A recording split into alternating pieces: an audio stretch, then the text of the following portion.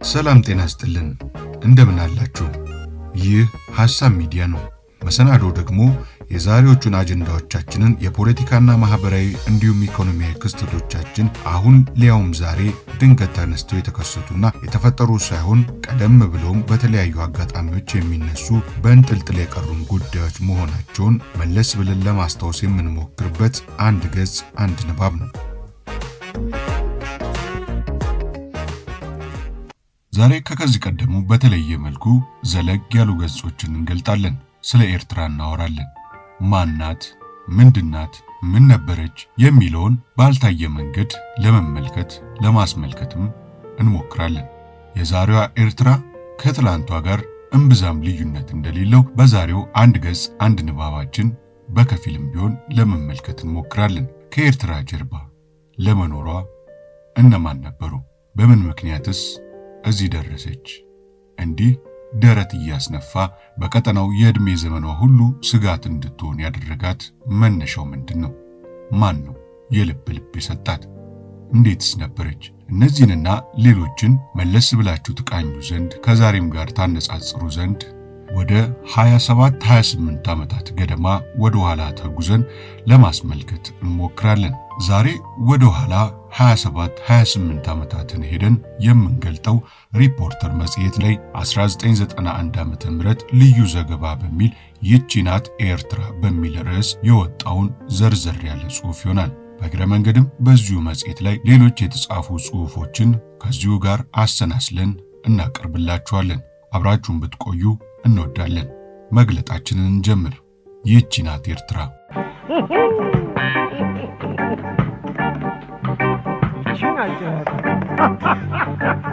የሰው አትበይ፣ አመል የለሽ፣ የራስሽን አትበይ፣ ገንዘብ የለሽ። አዎ ኤርትራን የአፍሪካ ሲንጋፖር እናደርጋታለን። ምኞታችን አሁንም እንዳለ ነው። ፕሬዝዳንት ኢሳያስ። ለንደን ሀገር የሚታተመው የአረብኛው አልሃያት ጋዜጣ ለፕሬዝዳንት ኢሳያስ ይህን ጥያቄ አቀረበላቸው። አልሃያት ኤርትራን የአፍሪካ ሲንጋፖር እናደርጋታለን የሚለው መፈክራችሁ ምን ደረጃ ላይ ነው? ፕሬዝዳንት ኢሳያስ በዚህ ረገድ ልናረጋግጠው የምንሻው ምኞታችን አሁንም እንዳለ ነው። ባለፉት 7 ዓመታት በኤርትራ የተከናወነውን ስራ መለስ ብለን ስንቃኝ ብዙ አስፈላጊ ስራዎችን ማከናወናችንን እንመለከታለን። ይህች የአፍሪካ ሲንጋፖር ለመሆን የተነሳችልን በትልቅ አገር ከሌሎች አገሮች የተለየ ህልም ስለሌላት ልትወቀስ እንደማይገባ ማንም ያምናል። እምነቱ ከጥርጣሬ እልፍ ብሎ ወደ ሽሙጥ የሚያልፈው ግን ምኞቱን ተግባራዊ የሚያደርግ አቅም ሳይኖር ቀርቶ አንደበት ቀደም ያለ እንደሆነ ነው። ወይም ለዚህ ምኞት ተስማሚ ያልሆነ ነባራዊ ሁኔታ ያለው ከሆነ ነው። ለምሳሌ ኤርትራም በ2001 2 ዓመት ቀርቶታል በምግብ ራሷን ችላ ኤክስፖርት ልታደርግ የምትችልበትን ሁኔታ እንፈጥራለን በማለት የኤርትራ መንግስት የአጭር ጊዜ እቅድ የሰፈረውን ብንመለከት የረጅሙ እቅድ ደግሞ ምን ሊሆን እንደሚችል መገመት እንችላለን። ለነገሩ ይህ ጉዳያችን ሆኖ ሳይሆን ምኞቱና እቅዱ እኛንም እንዲያሾረን ሆኖ የታቀደ በመሆኑ ነው። ለማንኛውም እስኪ ያለውን የኤርትራ ነባራዊ ሁኔታ እንመልከት። እርሻ። ኤርትራ አርሳ ሳይሆን ገዝታና ተረድታ የምትበላ ሀገር ናት። ከ3 ሚሊዮን ህዝብ 2.56 ሚሊዮን የሚሆነው ኤርትራዊ ገበሬ ነው። እርሻ በኤርትራ ትልቁ የግል ሴክተር ነው። የሀገሪቱ ቀዳሚ የሥራ ምንጭ፣ ለውጭ ንግድ ከፍተኛ አስተዋጽኦ የሚያደርግና ለኢንዱስትሪና ለሌሎች ሴክተሮች የጥሬ ዕቃ አቅራቢ መስክ ነው። እርሻ ከኤርትራ አጠቃላይ ብሔራዊ ምርት ከሆነው $800 ሚሊዮን 32 ከመቶውን የሚሸፍን ነው። እንደ 1997 የአይኤምኤፍ ሪፖርት የኤርትራ የእርሻ መስክ ወይም ቦታው ባለፉት 5 ዓመታት ያሳየው መስፋፋት የለም። በአሁኑ ጊዜ ካላት 12 ሚሊዮን 189 ሺህ ሄክታር የተመረተበት 371 ሺህ ወይም 3 ከመቶ ብቻ ነው። የመስኖም ሆነ የማዳበሪያ አጠቃቀም አልተስፋፋም። ከ1992 ምርት የጥራጥሬ ምርት በጣም ቀንሷል። ነገር ግን የእንስሳት ምርት መጠነኛ የመሻሻል አዝማሚያ ያሳይቷል። ሰሞኑን ኤርትራ በጎችና ግመሎችን ኤክስፖርት ለማድረግ ገበያ እያፈላለገች መሆኑን መግለጿም ይህን ተንተርሶ የመጣ መሆኑ ይነገራል። እንደተባለው 80 ከመቶ ገበሬ በሆነበት ኤርትራ አሁንም ከፍተኛ የምግብ እህል እጥረት አለ። ኤርትራ 85 ከመቶ የሚሆነውን የምግብ እህል ከውጭ ታስገባለች። እጥረቱ እየተባባሰ በመምጣቱም አሜሪካ $10 ሚሊዮን የሚያወጣ 60 ሺህ ሜትሪክ ቶን ስንዴ በመጀመሪያ ዙር ታይትል 1 እና በሶስተኛ ዙር ታይትል 3 27 ሺህ ሜትሪክ ቶን ስንዴ እርዳታ ሰጥታታለች። ባልተጠበቀ መልኩ ግማሽ ሚሊዮን አካባቢ የሚሆን ህዝቧ ወደ ሀገሯ እንዲመለስ የተደረገባት ኤርትራ አሁን ያለው ህዝብ ከ25 ዓመት በኋላ በእጥፍ ያድጋል። ብዙም ከ16 ዓመት በታች የሆነ ነው።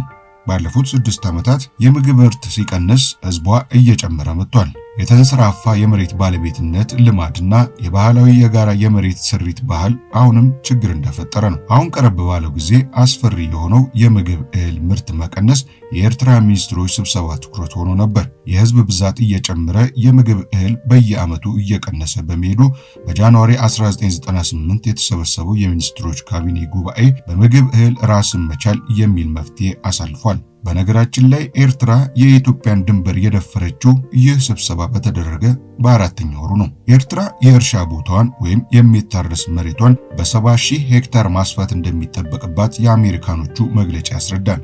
ኤርትራ ያንን የሚያህል መሬት ካገኘች የእርሻ መሬቷ ወደ 450,000 ሄክታር ያድግላታል። ምንም እንኳን ከዚህ ጋር የቀጥታ ግንኙነት አለው ባይባልም ሊታረስ የሚችለው የባድመ ሜዳ ይህን የመሬት ጉድለትና ክፍተት በመሙላት ረገድ ጉልህ አስተዋጽኦ አለው በማለት የሚናገሩ ወገኖች አሉ። የኤርትራ የወረራ ዓላማ ግን ይህች ፍላጎት ብቻ አይደለችም በማለት የሚያስተባብሉና ከአገሪቱ አጠቃላይ አቅም ደካማነት የመነጨ ነው የሚሉም ጥቂት አይደሉም። ያም ሆነ ይህ ግን በምርት እጥረት በእህል ጉድለት የተንገላታችው ኤርትራ የሰው አትበይ አመል የለሽ የራስሽን አትበይ ገንዘብ የለሽ እንዳሉት አመሏና አቅሟ ጎድቷታል። በሱዳን ይገባ የነበረው እህል ቆሟል።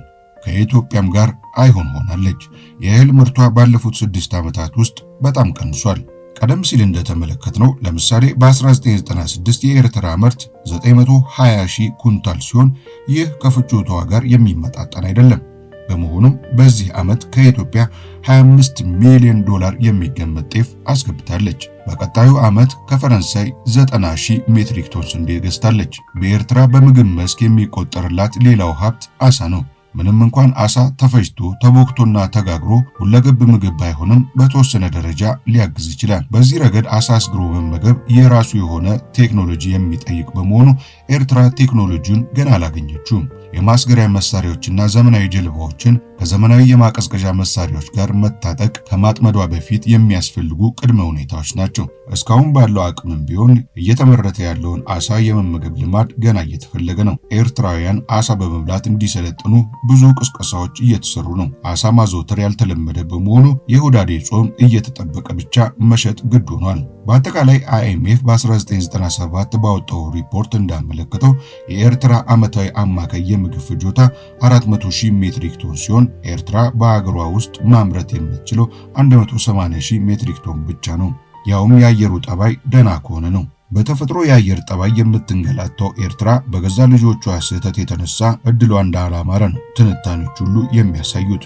የኤርትራ አምራችና ምርት አቅም ከ1 ሚሊዮን በላይ ኤርትራውያን የሚኖሩት ከኤርትራ ውጭ ነው። ሱዳን ውስጥም እስከ 500,000 ኤርትራውያን እንደሚኖሩ ነው የሚታወቀው። በ1991 ኤርትራ ራሷን ስትችል እስከ 100,000 የሚደርሱ ኤርትራውያን ወደ አገራቸው ተንጋግተው ተመልሰዋል። ከነዚህ ውስጥ አብዛኞቹ ሱዳን ውስጥ የነበሩ መሆናቸው ተመላክቷል።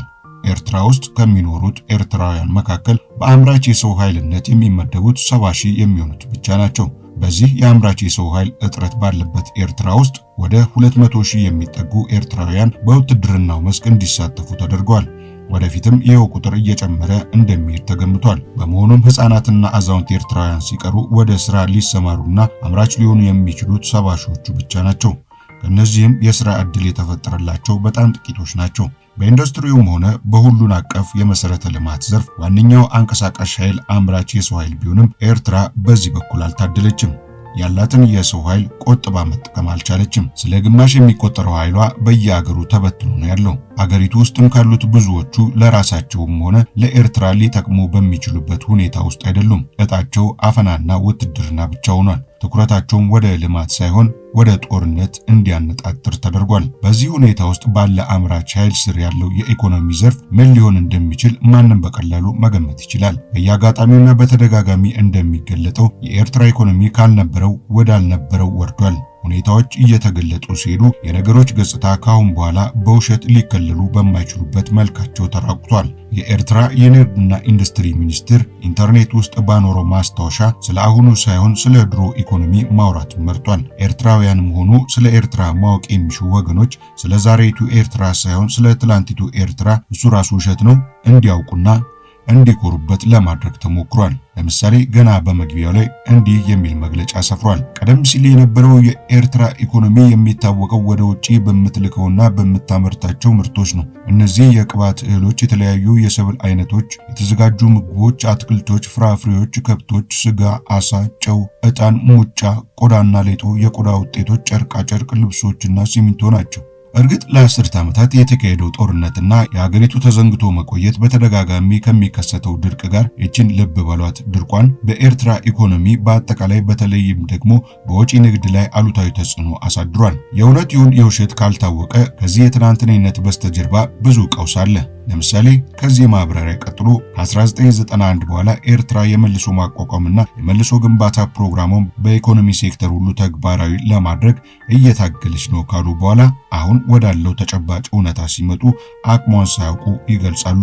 እንዲህ ብለው አሁን ኤክስፖርት የሚደረገው በጣም ውስን የሆነ የቅባት እህልና ሙጫ ብቻ ነው። አንዳንድ ተቋማት አትክልትና ፍራፍሬ ማምረት ቢጀምሩም የሀገር ውስጡን ፍላጎት እንኳን ለመሸፈን በጣም ገና ናቸው። እንግዲህ ነገሩ አጭርና ግልጽ ነው።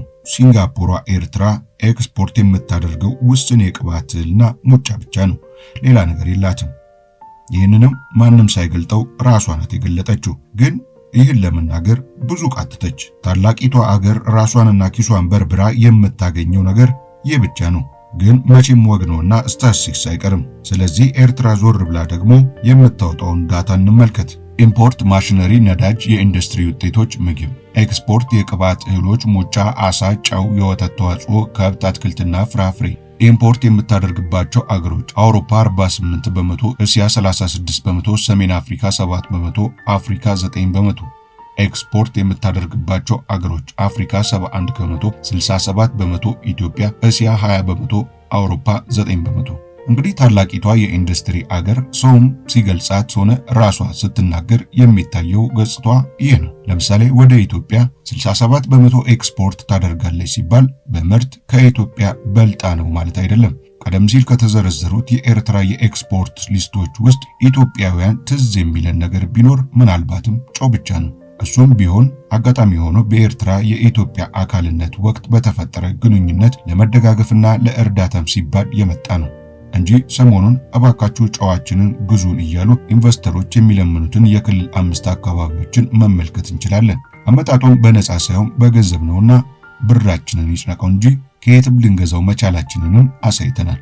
ለአፍታም ቢሆን ጨው የሌለው ምግብ ቀምሰን አናውቅም። ይልቁንም ከኤርትራ ወዲህ አዮዲን ያለው ወይስ የሌለው ጨው ይሻላችኋል እየተባልን ነው። ከድርጊቷ አንደበቷ ከአቅሟ ስሟ በሚፈጥነው ኤርትራ ብዙ ነገሮች ገና ከባዷቸው በሚጀምሩበት ደረጃ ላይ ነው ያሉት። እንኳን አዳዲሶቹን ለመገንባት የቀድሞዎቹንም ቢሆን ገና የመልሶ ማቋቋም ግንባታ ያሻቸዋል። ራሱ የኤርትራ መንግስት ይህንኑ ገልጦታል። በኤርትራ መልሶ ማቋቋምና ግንባታ ፕሮግራም ለኢንዱስትሪ ሴክተር የ28 ሚሊዮን ዶላር እርዳታ ድጎማ ተደርጎለታል። እርዳታው ከዓለም ባንክና ከሌሎች በጎ አድራጎት ድርጅቶች የተገኘ ነው። 25 ከመቶ የዋለው ለግሉ ሴክተር ነው። በሌላ በኩልም ለአንድ ሀገር የኢንቨስትመንትም ሆነ የኢንዱስትሪ ግንባታ እንቅስቃሴ የኤሌክትሪክ ኃይልና የኢነርጂ ምንጭ መሰረታዊ ነገር ነው። በኤርትራ ያለው ተጨባጭ ሁኔታ ግን ይህን የሚያሟላ አይደለም። መጀመሪያ ደረጃ ኤርትራ የሃይድሮ ኤሌክትሪክ ፓወር ተጠቃሚ አይደለችም። ለምሳሌ አስመራና ምጽዋ ያለው የኤሌክትሪክ ኃይል 23 ሜጋዋት ነው። የሚያስፈልገው ግን ቢያንስ 60 ዋት ነው። በጄኔሬተር ኃይል የሚንቀሳቀሰው የኤርትራ የኤሌክትሪክ ኃይል ያሳየው የለውጥ እድገት በጣም የተወሰነ ነው። በአስመራ አካባቢ ኃይል የሚመነጨው የበለዛ የኤሌክትሪክ ኃይል ጣቢያ 5.7 ሜጋዋት ጨምሯል። ሌሎች ኤርትራ ከተሞች ግን በርካታ ጄኔሬተሮችን መትከል ያስፈልጋቸዋል። እንደ ኤርትራ መንግስት መግለጫ ወደ ኤርትራ በመግባት ስራ መስራት የጀመሩት ቀርቶ የጠየቁት ኢንቨስተሮችም ቢሆን እጅግ አነስተኛ ናቸው። 20 ኢንቨስተሮች ብቻ ናቸው ወደ ኤርትራ ገብተው ለመስራት የጠየቁት። ከነዚህ ውስጥ ወደ ኤርትራ ገብተው ስራ የጀመሩት 4 ብቻ ናቸው። ከነዚህ ትልቁ ተስፋ የተጣለበት የአናዳርኮ የነዳጅ ፍለጋ ፕሮጀክትም አልቀናውም። የተማሰው ጉድጓድ ሁሉ ባዶ ነው የሆነው። ይህም ፕሮጀክቱን እንዲያቋርጥ ሳይገፋፋው እንዳልቀረ ነው የሚነገረው። በዙላ አካባቢ በ27400 ስኩዌር ካሬ ሜትር ላይ የነዳጅ ዘይትና ጋዝ ፍለጋ እንዲያካሄድ ነበር የታሰበው። ኤርትራ ያኮሩኛል ብላ ከምታስባቸው የኢኮኖሚ ምርቶቿ አሰብና ምጽዋ ወደቦቿ ናቸው። በእነዚህ የባህር በሮች በእርግጥ ኤርትራ ብዙ ልትጠቀም የምትችልባቸው አጋጣሚዎች ነበሩ። በተለይ ለኤርትራ የወተት ላም ያህል የሆነችው ኢትዮጵያ በወደቦቹ ነፍስ በመዝራትና በመንሳት ዋነኛይቱና ብቸኛይቱ ሀገር ናት። በተለይ የአሰብ ወደብ የሚያገለግለው ኢትዮጵያን ብቻ ከመሆኑ አንጻር የኤርትራ ወደብ ከማለት የኢትዮጵያ ወደብ ነው ማለቱ ይቀላል። የአሰብ ወደብ ኢትዮጵያ ከተገለገለችበት ብቻ ወደብ ይሆናል፣ ካልተገለገለችበት በረሃ ሆኖ ይቀራል። የወደብነት ትርጉምነቱም ከኢትዮጵያ ጠቀሜታ ጋር ብቻ የተያያዘ ነው። የምጽዋ ወደብም ቢሆን ኤርትራ የምታካሄደው ጦርነት ካለ መሳሪያ በማራገፍ እንደ ጦር ቤዝ በማገልገል ላቅ ያለ አገልግሎት ይሰጣል። ከዚያ ውጪ ለኤርትራ ፍጆታ በየትኛውም የባህር ዳርቻ ተጠግተው የሚቆሙ ጀልባዎች በቂ ናቸው። በዚህ ላይ የምጽዋ ወደብ ለንግድ መርከቦች አገልግሎት የመስጠት አቅሙ አነስተኛ ነው። ወደብ ሳይሆን ጭር ያለ በረሃ ከሆነው የአሰብ ወደብ ጋርማ ሲነጻጸር ከግምት የማይገባ ብቃት ነው ያለው። በኢንቨስትመንት በኩል የቅድሚያ ኃላፊነትና ተሳታፊነት የሚጠበቅባቸው ኤርትራውያን ራሳቸው ቢሆንም ይህ ወደ ተግባር አልተተረጎመም። ኤርትራን እንገነባታለን ያሉት ኤርትራውያን ወደ አገራቸው የመመለስ ፍላጎት አላሳዩም። ይልቁንስ ኤርትራ ትገነባናለች ያሉት ስደተኞች ናቸው ወደ ኤርትራ የተንጋጉት። እነሱም ቢሆኑ አልቀናቸውም። ኤርትራም ቢሆን ሸክም ነው የመጣባት። እግዚአብሔር የከፈተውን ጉሮሮ ሆነና ውትድርና ቆይቷቸዋል። ኢሳያስ የኤርትራ ሕዝብ በእጁ ያገኘውን ዕቃ ሁሉ እያነሳ ወደ ኢትዮጵያ እንዲወረውር ትዕዛዝ ሰጥቷል። ቃታ መሳብ የምትችል አንድም ትሁን ግማሽ ጣት በዚህ ጊዜ ለኤርትራ እጅግ አስፈላጊ መሆኑ ነው የተነገረው። ስለዚህ ዛሬ ለኤርትራ አምራች ሳይሆን የተመረተውን እየበላ የሚዋጋ ወታደር ነው ያስፈልጋት። ይህ ደግሞ ከታሰበው የኢንዱስትሪ ምጥቀት ህልም ጋር የሚገናኝ አልሆነም። የሲንጋፖር እድገትም ከተስፋፊነት አልመነጨም። ሌላው ቀርቶ አሁን ከበለጸገች በኋላ እንኳን እኔ ነኝ ሲንጋፖር ያዙ ይልቀቁኝ፣ ስልጡን ነኝ አድንቁኝ አላለችም። ስሟንም የሰማነው በኤርትራ የተነሳ ነው።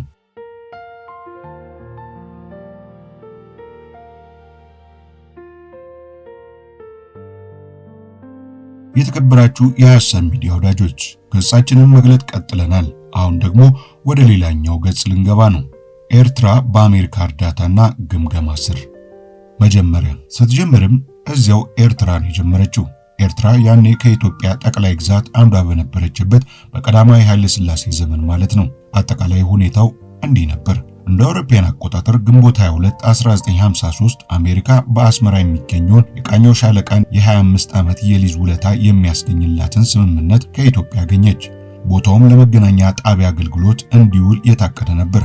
በወቅቱ ቃኘው ማለት በዓለም ከሚገኙት ታላላቅ የሬዲዮ መገናኛ ጣቢያዎች አንዱ ነበር። ወደ ኋላም ላይ አሜሪካ ጣቢያውን አሻሽላ ለበለጠ ወታደራዊ ግልጋሎት ለማዋል 4000 ያህል ወታደራዊ ጠበብቶቿን ቃኘው ላይ አስፈራለች። ይህም ሶቪየት ህብረት በቀጠናው የምታካሄደውን ወታደራዊ እንቅስቃሴ በንቃት ለመከታተል ለአሜሪካ አቅም እንዲሰጣት ታስቦ የተደረገ ነው። ኢትዮጵያም በዚህ እንዳታጉረመርም ወታደራዊ አቅሟን ለማጠንከር $5 ሚሊዮን ያህል ሽጉጥ ተደርጎላታል። በዚያ ላይ 6000 ያህል ወታደሮቿ በአሜሪካውያኑ ሰልጥነውላታል። ከዚያም በኋላ በተከታታይ ለኢትዮጵያ የባህር ኃይሏን ጨምሮ 6 የተለያዩ ወታደራዊ ክፍሎቿን ያጠናክራሉ የተባሉ እርዳታዎች ሁሉ ተደርገውላታል።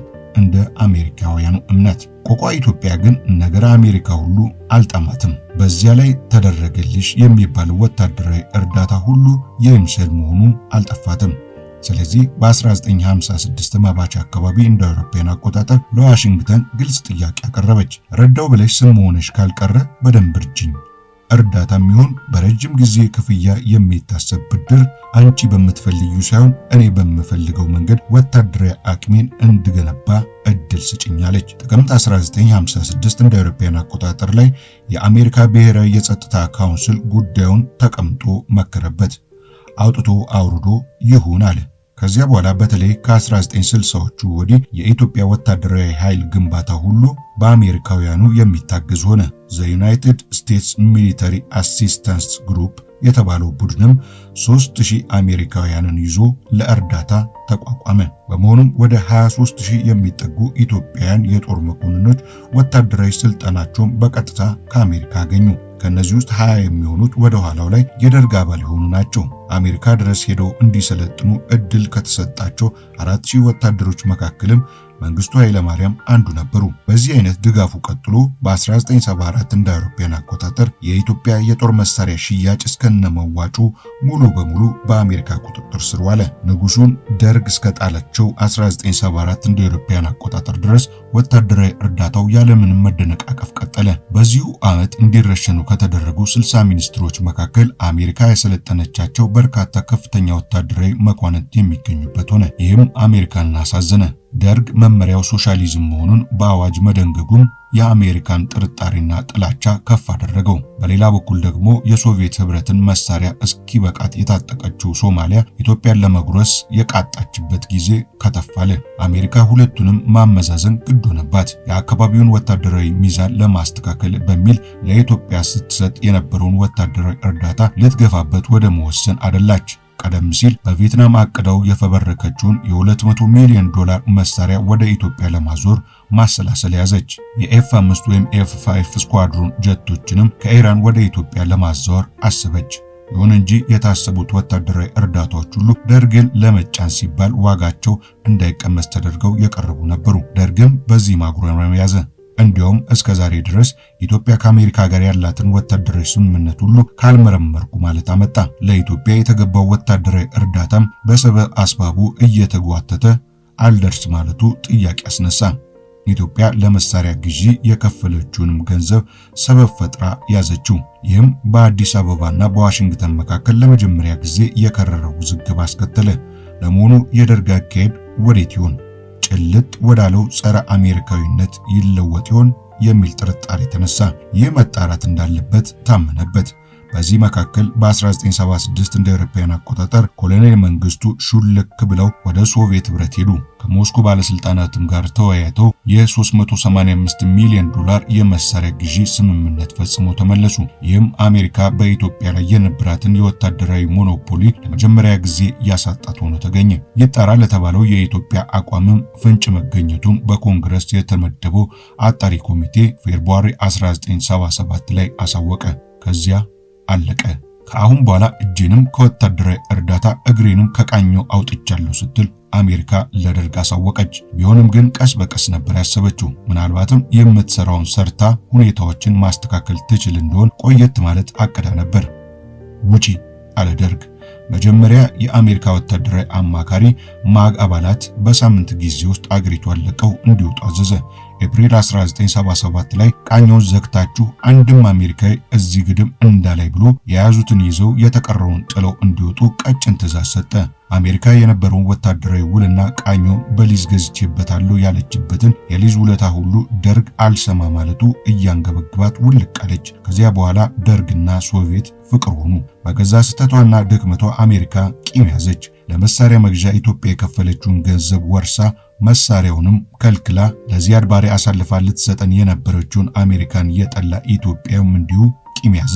ቢሆንም ይቅር ባይ ስለሆነ ቂሙም የከፋ አልነበረምና ከካድሬዎች ጋር ኢምፔሪያሊስቷ ትውደም እያለ እጁን ከመስቀል ውጪ ሌላ ተንኮል አልተመኘላትም። እሷ ግን እንደ ባለቅኔው የተገላቢጦሽ ተረት የወጋ ቢረሳ የተወጋ አይረሳም አለች። ኤርትራ ነኝ ካለች በኋላ አስመራ ያለው የአሜሪካ ኤምባሲ ቀጥሎ የምንገልጸውን ኢንፎርሜሽን ያዘለ አይነት ጽሑፍ እያዘጋጀ በየወቅቱ ለኮንግረሱ ይልካል ወይም ስለ ኤርትራ የንግድ የፖለቲካና ማህበራዊ አቋም መረዳት ለሚሹ ዜጎቹ መረጃ ያቀብላል። ይህንኑ ለማረጋገጥ የፈለገ ኤሪትሪያ ኢኮኖሚ ኦር ኮሜርሻል ሪቪው ዩኤስ ኤምባሲ አስመራ ኤርትራ ፌብሩዋሪ 1998 እና ኤሪትሪያስ ኢኮኖሚ ቻሌንጂንግ ስትራክቸራል ፕሮብሌምስ ዩኤስ ኤምባሲ አስመራ ማርች 1998 በሚሉ ርዕሶች የተጻፉትን ኢንተርኔት ውስጥ በርብሮ ሊያገኝ ይችላል።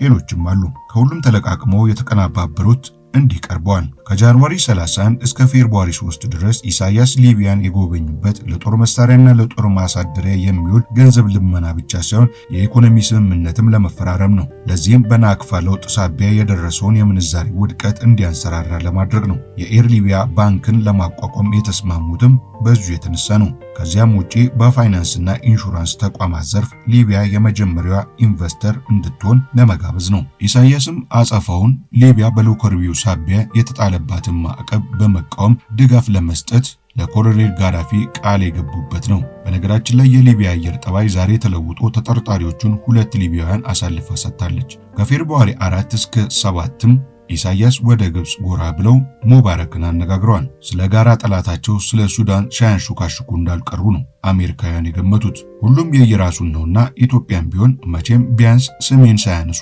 አይቀሩም ብትል አይበዛባትም። እንኳንስ የመሳሪያ ሽያጭ ወይም እርዳታ ወሬ ሰምታ። ለማንኛውም አሜሪካኖቹ ኢሳያስ በየት ወጥተው በየት እንደገቡ ሳይቀር ይከታተሏቸዋል። ኤርትራ ውስጥም ቢያንስ ምን እንደሚሰሩ ያውቃሉ። ለምሳሌ በኤፕሪል 1997 የኤርትራን የፋይናንስ ተቋማትን የማቋቋሚያ አዋጅ ቁጥር 94/1997 መታወጅ አሜሪካውያኑ በናፍቆት ነበር የሚጠባበቁት። ምክንያቱም አዋጁ የውጭ ባንኮች በኤርትራ ገብተው እንዲሰሩ የሚፈቅድ ነው። ይሁን እንጂ አሜሪካውያኑ ያለሙትን አላገኙም። ኢሳያስ አዋጁን ለጋዳፊ ገጸ በረከት አዋሉት፣ ሌሎቹን ዘጉ። ስለዚህ የመጀመሪያዋ የውጭ ባንክ ከፋች ሊቢያ ሆነች። እሷም ብትሆን የሽርክና ነው። ኢሳያስ እዚች ጋር 2 አብሻቂ ነገር ፈጸሙ። አንደኛው አዋጁን የሥራ አላደረጉትም። ሁለተኛ የምስል ሙከራቸውን እንኳን ከሊቢያ ጋር አደረጉት። አሜሪካ እንዳላየችውን አቀጠለች። እንዲሁም ይባስ ብላ ለኤርትራ ያላትን ተቆርቋሪነት ለመግለጽ የተነሳሳች መሰለች። ስለዚህም ለመሆኑ የኤርትራ መሰረታዊ ችግር ምንድነው ብላ ጠየቀች። አነሳሷም ከቀጣዩ ጥናታዊ መግለጫዋ ደረሳት። ኤርትራን እንዲያገኘቻት። ኤርትራ 80 በመቶ የሚሆነው ህዝቧ መሃይም ነው። በትምህርቱ መስክ እንደ ኮምፒውተርና ኢንዱስትሪያዊ ዘርፎች ያለው ብቁ የሰው ኃይል አናሳ ነው። የኤርትራ መንግስት ይህን ችግር ተገንዝቦታል። ግን እድሜያቸው ለትምህርት የደረሱትን ለትምህርት ለማብቃት የትምህርት ቤቶችና የመምህራን እጥረት አንቆ ይዞታል። በየዓመቱ 2.6 በመቶ እያደገ የሚሄደው የህዝብ ቁጥር እድገትም ሌላው ሊጋፈጡት የሚገባ ፈተና ነው። በመጪዎቹ 26 ዓመታትም ውስጥ የኤርትራ ህዝብ በእጥፍ እንደሚያድግ ነው የተገመተው። የ30 ዓመታቱ የነጻነቱ ጦርነቱም 30 በመቶ የሚሆነውን ቤተሰብ በሴቶች እጅና አስተዳደር ስር እንዲወድቅ ነው ያደረገው። ስለዚህ ባሎቻቸውን በጦርነት ያጡ ሴቶችን ወይም ዋር ዊዶስ እስከነ ልጆቻቸው ቀልቦ አስተምሮና አሰልጥኖ ራሳቸውን እንዲችሉ የማድረግ ፈተና ከኤርትራ ፊት ተደቅኗል። የአየር ጠባዩ አስተማማኝ ባልሆነበት፣ እርሻ በተስተጓጎለበት፣ የኤክስፖርት ተስፋ በተሟጠጠበት፣ በርካታ ፋብሪካና ኩባንያዎች እየተዘጉ በመጡበት ሁኔታ ውስጥ 80 በመቶ በሆነው ገበሬ ቁጥር የቆመች አገር ምኑን ከምን ይዛ እንደምትራመድ በብርቱ ልታስብበት ይገባል። በ1996 እና በ1997 መባቻም የኤርትራ መንግስት በርካታ ኤርትራውያንን ከስራ ገበታ አሰናብቷል። ይህ ደግሞ በፊቱኑ ደጅ ከነበረው ስራ አጥ ጋር ሲዳመር ችግሩን ሰማይ ሰቅሎታል። የናቅፋና የብር ለውጡ በኤርትራ የምንዛሪ ገበያ ላይ ችግር ፈጥሯል። ምክንያቱም 67 በመቶ የሚሆነው የኤርትራ የውጭ ንግድ የሚካሄደው በጎረቤቷ አገር ኢትዮጵያ ጋር ነው። የትም ገብታ ከሌሎች አገር ገበያን ማግኘት የኤርትራ የፊት ለፊት አጀንዳ ነው። ስለዚህ አሜሪካም የኤርትራን የውጭ ንግድ ለማገዝ ድርሻዋን ወደ 3 በመቶ ለማሳደግ ትሻለች። በእርግጥ ኤርትራውያኑ ገንዘባቸውን ለውጠው ናቅፋ ብለው ስም ሰጥተው ሲነሱ በትክክል አስበውበታል። የተቸገሩበትን ገበያ ለማስተካከልና የኤክስፖርት አቅማቸውን ለማሳደግ ከቀውስ ሊወጡ እንደሚችሉ ቅንጣት ታክል ጥርጥርም አልነበራቸው። እርግጥ ነው ይህ ለረጅም ጊዜ ብለው የያዙት እቅድ ነው። የአጭሩ ጊዜ እቅዳቸው ደግሞ የአቅራቢና ተቀባዮቻቸውን ደንበኞች ቁጥር ማበርከት ነው። ግን ማን ላይ ሆነሽ ሆነና ኢትዮጵያ እቅዳቸውን የምታሳካ ተገዳጅ ሞግዚት ሆና አልተገኘችም። ሁለቱንም ሀገሮች የመታው የውሃም ሆነ የፀሐይ መዓት በሰብሎቻቸው ላይ ከፍ ያለ ጉዳት አድርሷል። ይህ ምክንያት ከሌሎች ከሁለቱ አገሮች አብይ ችግሮች ጋር ተዳምሮ ኤርትራን ጦም ሊያሳድር ሆነ። በኤርትራ የእህል ዋጋ ከ10 በመቶ ወደ 40 በመቶ ጭማሪ አሸቀም። ጤፍም፣ ማሽላም፣ በቆሎና ቲማቲም ኤርትራ ውስጥ ድሃ የማይቀምሳቸው ነው። ይህም በኤርትራ ግሽበትን ወለደ። ኤርትራ ተራበች። ለዚህ 2 ምክንያት መሆኑን አሜሪካ ተረዳችላት። አንደኛው የአየር ጠባይ ለውጥ በመኖሩ ሰብሉ እጅግም መሆኑ ነው። ሌላኛውና ትልቁ ያው የቀላቢዋ ጎረቤት ሀገር ኢትዮጵያ እጅ ሰብሰብ ማለት ነው። ምክንያቱም እንደ አሜሪካኖቹ መግለጫ እኛ አናውቅም አሉ፣ ኤርትራ አብዛኛውን ስንዴ የምታገኘው ከኢትዮጵያ ነበር። ይህ በመቋረጡ ኤርትራ አምና በ1997 90,000 ሜትሪክ ቶን ስንዴ ከፈረንሳይ አስገብታለች። ይህም የፍጆታዋን 1/10 እጅ ሸፍኖላታል። ለዚህም እኛ አሜሪካኖቹ ቀሪውን የመሸፈን ግዴታ ወድቆብናል ይመስላል አባባላቸው። ስለዚህ ኢሳያስ ከአሜሪካ የተለያየ የእህል ግዢ፣ የብድር እርዳታ ማግኘት ጀምሩ። በነገራችን ላይ እርዳታ በተለያየ መልክ ይሰጣል። በሎን እርዳታ ወይም ብድር፣ በግራንት ወይም በቃል እንዲሁም ዶኔሽን ወይም ነፃ እርዳታ መልክ ይሰጣል። ከአሜሪካ $5 ሚሊዮን የሚያወጣ ስንዴ በብድር እርዳታ ገዝቷል። ከ2 እስከ 3 ከመቶ ብቻ ወለድ የሚያስከፍለው ይህ የብድር ግዢ ተከፍሎ የሚያልቀው በ30 ዓመት ነው። በተፈራራቂው የአየር ጠባይ ሳቢያ ለተጎዳው የኤርትራ እርሻም መድህን ይሆን ዘንድ ኢሳያስ ድምፅ ሳያሰሙ 30,000 ሜትሪክ ቶን ስንዴ ተመጽውተዋል። በታረሰውና በጎደለው ወይም በተፈለገው የእህል ፍጆታ መካከል ያለውን ክፍተት ለመሙላት አሜሪካ እንዲሁ የ5 ሚሊዮን የብድር እርዳታ ለኤርትራ ሰጠቻት። ኤርትራ ከ600,000 እስከ 1 ሚሊዮን ሜትሪክ ቶን የሚደርስ እህል በየዓመቱ ያስፈልጋታል። በደጉ ዘመን የዚህን 1/4 ያህል ከኢትዮጵያ ታገኝ ነበር። በመሆኑም ኤርትራ 30,000 ኩንታል ስንዴ በ5 ሚሊዮን ከአሜሪካ ለመግዛት የብድር እርዳታ ቃል አግኝታለች። ሌላ በ5 ሚሊዮን 25,000 ሜትሪክ ቶን ማሽላ ሊሸጥላት እንደሚችልም የእርዳታ ተስፋ ከአሜሪካ ተሰጥቷታል። እንደ አሜሪካዊው በጎ አድራጊ ድርጅት USAID መግለጫ ኤርትራ በርካታ ህዝቦች በበሽታ የሚጠቁባት፣ ጦርነት እያገላበጠ የሚያጎሳቁላት፣ በድርቅ ሳቢያ ገጠሪዎቿ ተረጋግተው የማይኖሩባት ሀገር ናት። በተለይ በምዕራባዊው ቆላማ አካባቢዎች የሚኖሩ ኤርትራውያን ሙስሊሞች በዚህ በጣም እንደሚጠቁ ተመላክቷል። በኤርትራ የምግብ አቅርቦት ከሌለ የሚቆጠር ነው። ከሀገሪቷ አጠቃላይ ገቢም ግብርና የሚሸፍነው 25 በመቶ ብቻ ነው። ይህ አነስተኛ የድህነት አሃዝ ልቤን ነክቶኛል ያለችው አሜሪካም የምግብ እህል በመለገስ ተሰናባች ወታደሮችን፣ ከስደት ተመላሾችን፣ የድርቅ ተፈናቃይ ኤርትራውያንን በመርዳት በኩል ከፍተኛ እርዳታ መለገሷን አስታውቃለች። አሜሪካ ከ1993 እስከ 94 ባለው የአንድ ዓመት ጊዜ ብቻ የ49 ሚሊዮን እርዳታ ለኤርትራ ሰጥታታለች። በ1998 በወጣው መግለጫ መሰረት ደግሞ ከሳህራ በታች ካሉ የአፍሪካ ሀገሮች ትልቁን የአሜሪካ እርዳታ የምታገኘው ኤርትራ ናት። በ1998 የበጀት ዓመትም የ35 ሚሊዮን የብድር እርዳታ በአነስተኛ ወለድ አግኝታለች። ከአሜሪካ ውስጣዊ የማስታወሻ ደብተር እንደሚነበበው ኤርትራን የሚረዱ ድርጅቶች በርካታ ናቸው። ለምሳሌ እንደ አውሮፓውያን አቆጣጠር 1996 ከዓለም አቀፉ ማህበረሰብ ኤርትራ የ100 ሚሊዮን እርዳታ አግኝታለች። ከዚህ ውስጥ 15 በመቶ የሚሆነውን እጅ ወደ ኋላው ላይ ጨምሯል። የለገሰችው አሜሪካ ናት።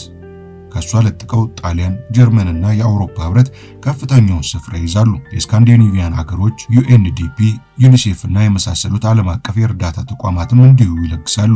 የዓለም ባንክም ቢሆን ለኮሚኒቲ ዲቨሎፕመንት ፈንድ እና ለወደብ እድሳት እንዲሁም ለሆስፒታሎችና አንደኛ ደረጃ ትምህርት ቤቶች መስሪያ እርዳታቸውን ለግሰዋል። ኤርትራ በመንግስት ደረጃ ሳይሆን በበጎ ፈቃደኛ ግለሰቦች ጭምር የምትረዳ አገር መሆኗን ነው አሜሪካ የምትናገረው። ለምሳሌ ያለባትን የመሰረተ ጤና ችግር ለመቅረፍ እንደ አሜሪካና ዩኒሴፍ ከመሳሰሉ እርዳታ ሰጪዎች ውጪ የፈቃደኛ ግለሰቦች ድርጅቶች፣ ፕራይቬት ቮለንተሪ ኦርጋናይዜሽን ውስጥ ያሉት በጎ አድራጊዎች የምትመጸወት አገር ናት። በኢንቨስትመንት በኩልም አሜሪካውያን የተሳትፎ እርዳታቸውን አልነፈጉም።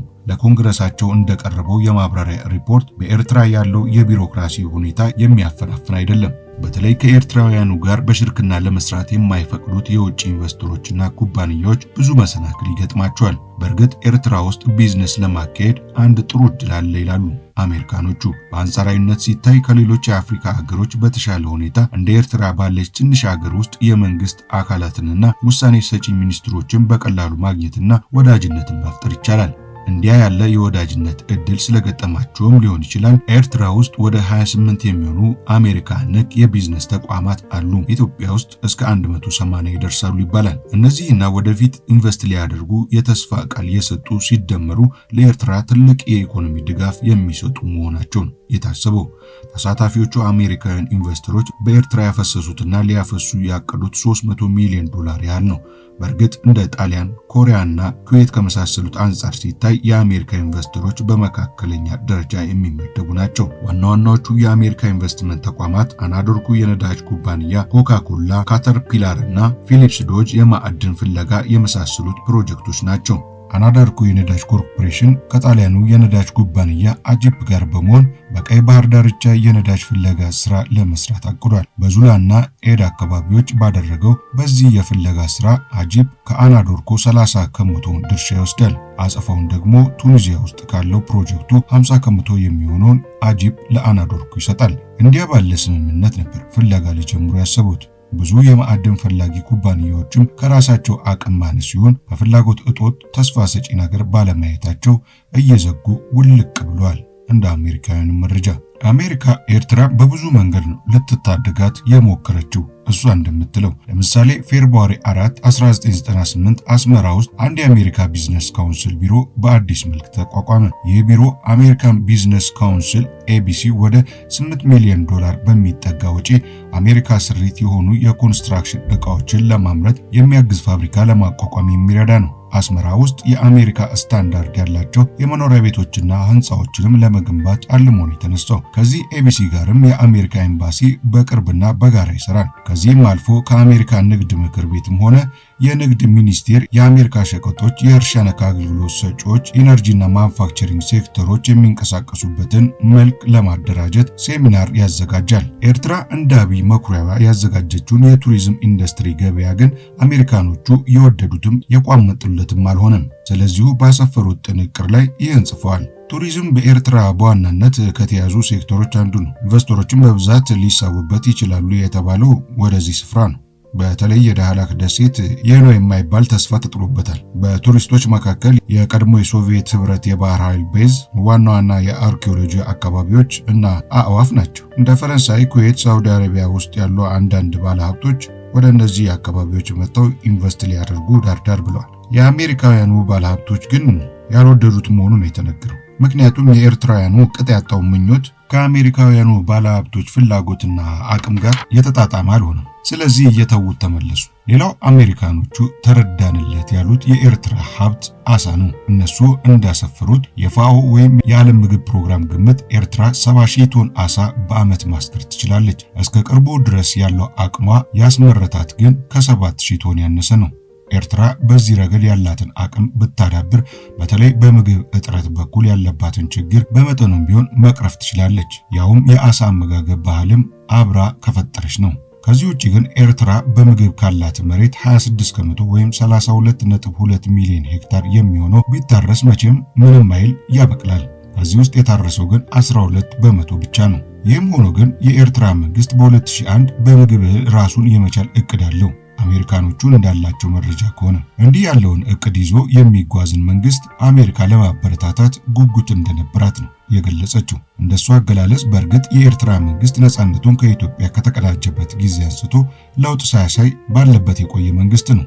የኤርትራ መንግስት ከዚህ ወጥቶ የዲሞክራቲክ ስርዓትና አወቃቀር እንዲመሰረት ለዚህ አመቺ የሆኑ የህገ መንግስት ማሻሻያዎችና የምርጫ ስርዓቶችን እንዲፈቅድ አሜሪካ ከፍተኛ ማባበያ ድጋፎችን በገንዘብም በአይነትም ስትለግስ መቆየቷን ይኸው የገዛ ሪፖርቱ ያስረዳል። ዩኤስኤድ አስመራ ካለው የአሜሪካ ኤምባሲና ከዩኤንዲፒ ጋር በመሆን የኤርትራ መንግስት አቅም ለማጎልበት ደፋ ቀና ሲል ከርሟል። በመንግስታዊ መዋቅሮች ውስጥ የሚገኙ ኃላፊዎችን በማስተማርና በማሰልጠን ረገድ ጥረት አድርጓል። የአስመራ ዩኒቨርሲቲዎችንም ለዚሁ አቅም ለማመቻቸት ከአሜሪካ ዩኒቨርሲቲዎች ጋር ግንኙነት በመፍጠር እንደ ህግ፣ የህዝብ አስተዳደር፣ ጋዜጠኝነትና ፖለቲካል ሳይንስ የመሳሰሉትን ለማጠንከር ተደክሟል።